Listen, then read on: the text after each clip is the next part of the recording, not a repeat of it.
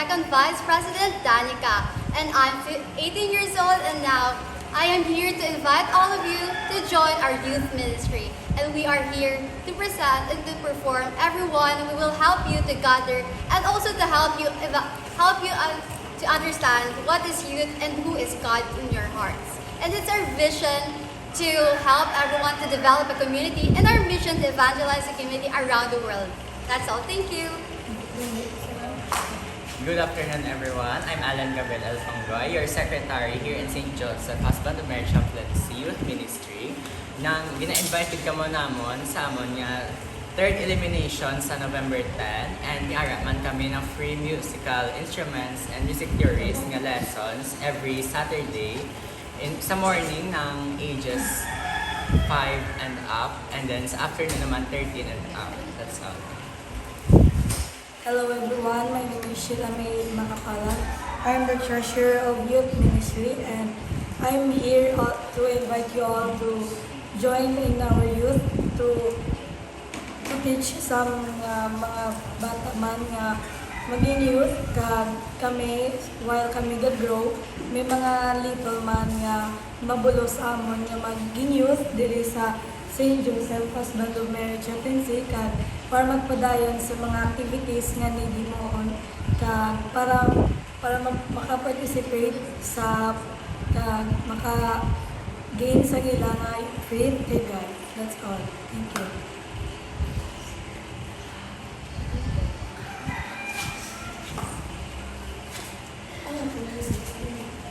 Tama lang na lang. Ato lang ko. Okay, ang muna isang ligat, kagapon, magit mamangkot ko. Kaya nga ba sa iba, hindi na lang sila mag-interest sa simbahan. Kaya mapoproses sila nila. Okay, now, pwede mo ba lang nga makagraduate ka na hindi naman mag-quit sa ministry? Makagraduate ka, sir, kung Pwede lang sinungan sa sinong. so dapat i-prioritize naman. Unahon ta, syempre, my family man ta, acceptable man na. Second is ang school. Isa tunga-tunga ang simbahan. Bisan sako ka man sa school, sa family, or sa mga friends mo. Dapat, yan mo gidya si Lord dapat. Next is ang circle of friends mo. And lastly, ang imo nga self, dapat. And for me naman, it is right naman nga mag-follow to some 5. First, about the school. School is very important to us, especially we're students. We're striving for our future. And the second is our family. Family is also important because they are the one nga help man sa aton. They're the one nga paskwela sa aton. And then third, ang pinaka-importante magit is ang church, where taga-learn pagit about some knowledge about kay God. And of course, para mas ma-develop na pagit skills na around the world nga maka-help man ta for everyone. And the fourth one is our circle of friends or friends. They are important man sa aton nga journey as a student and as a children of God. So dapat i-maintain naman ang closeness with them and ang aton nga time for them and para sa tanan. And lastly, ang aton self. Yes, it is very important man sa aton self. Pero ito kabutang sa last, it's because dapat ang self ka are gidyo as always. Kabalo nga it is important gidyo sa aton nga mas i-prioritize ang self ta kag sa iban. Pero mas i-prefer ta nga mas mag-graduate ta nga mag-serve man ta sa church. That's all. Thank you. Ay, si Crystal, nung binaka-baby. Crystal, nanagitra ka sa iyo. Gusto ko magtuon nga gusto matuon kay God nga maging respeto kag maging mabuot nga bata kag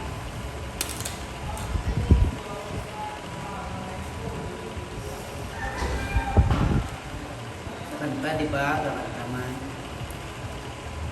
ay para maano kong ako nga voice patadlong ko na sa adhaan ka ano ko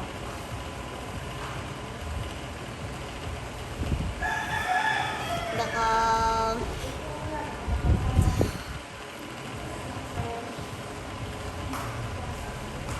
Kasala, ay wala ka practice. nakasalaktas Tinamihan ka man sa simbahan eh. Oo. At para makatuon kami mayo kanta. Wala na. Thank you. Sige, amo tuwagin na konti ano na inyo time management ano ginayon niyo para makapagtumaka mo sa simbahan kay paano. So for me, ginamanage ko lang ganyan ang time kung ano mang gid. For How example, about sa ni mama ni papa, man makatumaka sa simbahan, di man totoo pa kami. dapat pabalogin ka dapat ng honest yun nga answer kay para hindi na sila mangaki. Kag isa pa nang para man sa aton balahaw na God serve diri sa simbahan. And what do you think, Danica? Ano ang nang-feel mo na ba lang yung presensya sa Ginoo? May nakapulit mo sa Ginoo? Si Mother Mary or si St. Joseph? Yes, sir. Na-feel ko ganyan process kay Hatag God. Because despite all the challenges na kaabot sa life ko, every time mag-pray ko, ara ka siya para nga i-guide ko, i-help ko. Damon ako naagal, pero because of Him, because of His love para sa aton, na-help niya gid ko throughout all my career. Kagano naman ang ba yung kusing-kusubong, di ba, nagkatalan kita? No. Now, nag-host na kung natuwa. Sa diin mo na nagalin, I think, sa simbahan man na. Probably, pwede man. Or Yeah. wala lang ko sa eskwelahan. Ang simbahan pala, naka-enhance mo sa inyong mga talento. Yes. Kay chef nang ano man na nang sakon nga nang kagi ko na nahadlok ko sa public speaking. Then sa eskwela do hindi ko sanay nga mag-host, mag-MC, hindi ko na sanay. Tapos ang do nagsige-sige, pag nagsige-sige nagit ko gaman-amat na dula ako nga public speaking sang dire na sa simbahan. Ang dito gina-improve yung ako nga confidence. Say mo naman ba For me, sir, because I love public speaking, nag-help pagid nag-improve pagid ang ako na talent about that. Mas nag-help pagid sa akon nga kung paano ko siya i-deliver o kung paano ko ma-make ang tanan bala nga maging happy man throughout my voice na kung papagwa ko. And also, mas na-help yung pagid ko because I'm part of the public man samon sa school, then mas naging help it siya. And how do you feel na gusto mo magkatu sa simbahan galing dito na balang ito ginanagin sa inyong damang paginaobra pero ano pa man siya yung from the core ang heart nito anak iyak ko sa simbahan na hindi mo kumigin ng project sa eskwelahan nagatuan ka, pamilya mo pero hindi man madula sa inyong heart na gusto nyo gitanin magkatu sa simbahan Yes. na kahit pa paano. Yes. Okay. Isa pa ng malala mo ng lumbali, i-manage mo malangin na ang time ng Ano rason ng kusini? Ginashare niyo man nila sa inyo panimalay, sa inyong parents, brothers and sisters, nagkakalatabo sa simbahan, kung nabla tuod, magiging yung ginapanghampan, or base, ano lang man, di ba, isa isang party, no? Anong inyo na yan ginapanugin sa inyong panimalay? Siyempre, sir, maging honest ka, maging i-share mo man sila ang mga knowledge mong kakabalaan sa church, ihambal mo man sila kung ano ka kapag. Ang amo ni nga ang mga sir, kapart man sa family mo nga para mag-grow, pagid para mag-close, pagid ka mo together. Not just sa family, para paging part, pagid sang pagpalangga ni God. So, Pero pala, kay Crystal, di ba? Siya ni ang pinakabata sa atong disubong. O anong mga advice niya kay Crystal na magkasigi-sigi siya di ba? Kasi isampol ka mo, di ba? Dapat sampol kita, karon kung wala man ka di man ka sampol, hindi man ka mawad man sa sanggana, anong ipayo mo siya nga magkatuloy-tuloy siya. Iti siya, di pa sa tanto ito busy po, kasi busy man sa gani kita mo maginitransferahan, no? Anong matag niyo siya nga sa mga pieces of advice? being a role model sa iya Crystal. ng kay Crystal nang amo na nang i-practice niya lang manage iya time when it comes sa academics nang hindi na sa mag-untat sang serve sa simbahan kaya ako sang una sang gamay ko untat-untat gid ko bigo naghinulsol gid ko. Good nga, no, na sec. Amo na bala, no, paano nga at least ma-okay mo dyan pa mga grades mo na gusto din sa kurasyon niya. Sige ako din na mag-serve sa simbahan. Paano mo ginimo mga Ang ginimo ko lang din nang amo na sa nang time management kung saan doon na time? Oo, Doon na time. doon nga time dapat nang iano ko man gid kung when ako free nga schedule nang kaya ako kakadto sa simbahan kag magsimba eh. Tapos amo na. How about sa mga siyempre, may mga crush mo? Paano nyo na ma-handle nga may simbahan ka pa? I-deny mo akong i-anay mo self, kaya ginagad ka sa grupo mo na hindi kita kasimbahan, no? Dahil niya nga, dahil nila yung ginitra ng grupo, paano mo sila mambar na may simbahan ka, anay na kayo? Nang give ka ng nga reason nga importante ginasimbahan kay syempre ng Catholic ka mo nang hindi ko silingbi nga nga klase tao do palabarkada gido lang man aron ako sa tarong nga circle of friends nga gina-influensyan mo ko nila sang mayo hindi sa kalainan. For me naman, yes sir, I am grateful but kasi my friends ko yung ka-serve man sa kay God. So, I know nga dabo ko friends, pero agabalugin ko may friends ko nga doon hindi lapit kay God.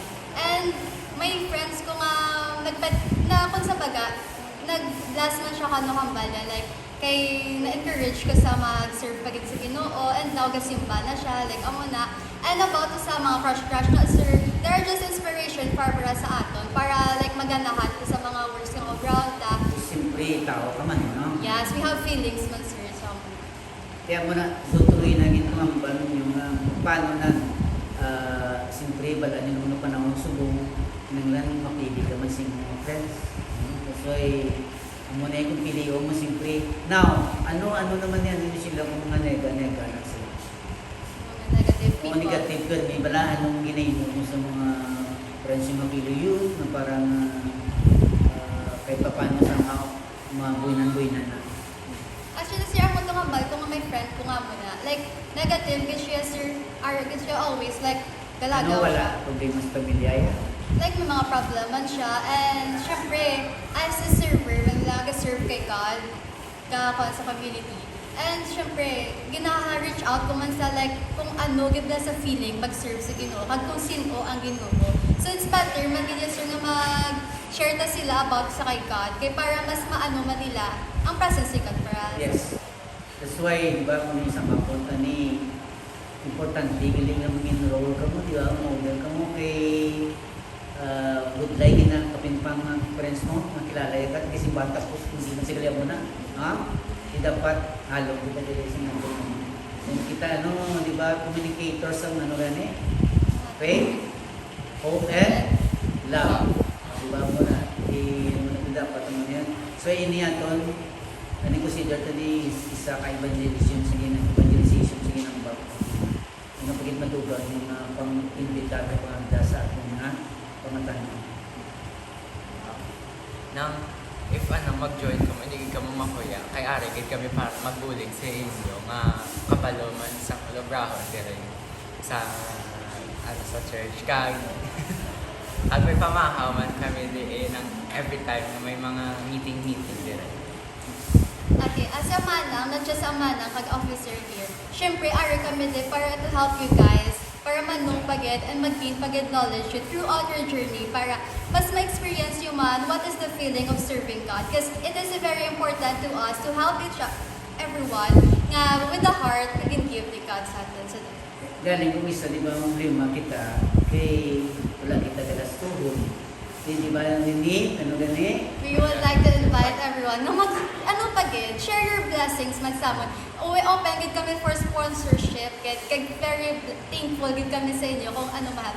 Open gid kami, any amount will do. Anything man ka mo, open gid ang church mo. Lastly, sige, message na lang sa katapusan. Dan. Okay. So as your Vice President, Agmanang, ang message ko lang for everyone is that hindi gid mag-stop serve kay God kasi it's very important kaya para sa atin as a student. Because throughout our journey, kung wala si God, wala man kita. And siya ang nag-give sa aton life, and ang life kaya dapat aton gid i-cherish and aton gid i-treasure. So that's all. Thank you. So as a secretary here sa St. Joseph, gina-encourage siya gid ka mo nga hindi ka mo mag-untat ng interest sa youth ministry kay bisan bata ka, bisan elementary ka pa, kay isang elementary ko gad youth mo ko kaso untat na gid ko. nang amon hindi gid ka magkontak kay ari gid kami di always magbulig sa imo bisan may family problems ka financial problems ari gid kami sa imo mag-support. Thank you. Again, Thank see you. you next. See you See you next November November 10. 10. November 10.